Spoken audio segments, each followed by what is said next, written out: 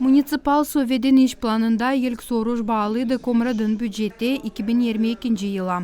Необходимость внесения изменений обусловлено тем, что трансферты из государственного бюджета направляются... Lazım büdjet projektinde değişiklikleri yapma. Onlar bağlı finanslarla angları devlet büdjetinden gelirler. Bize mutlaka lazım gelir paraların sayısını yükseltme. Bundan sonra da harçların statüsü da zedelenecek. Var niyette büdjetin gelir payını 5 milyona 12.431'liye zedeletme. Uşak başçıların büdjetleri de büyüyecek. 1 milyon 788.300'liye. Uşak sport okulun büdjetine eklenecek 415.000'liye. Bütün manalı finanslar da yükselecekler 405.000'e. Harçların payı Sovyet'in kararına göre yükseltme hep o kadara, ne kadar gelirlerin. Hep öyle Sovyet'in azaları kararladı her yıl premiye primariye işçilerine verme. Bu niyetlere 345.000 harcanacak. Kasım ayın 25'inde oturuşta kablettiler tarif tablicasını ekleyen zamiyetlere anglarını Su Kanal Kurumu verir.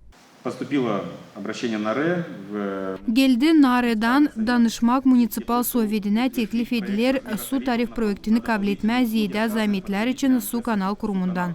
Su vermek hem kanalizasyon için tariflerin yükselmesi için talaf gitmeyerini şınadı kurumun administrasyası. Marina Tapal, Maria Statova, Grigoriy Stavilov, Alexey Gerchuk, GRT Haberler.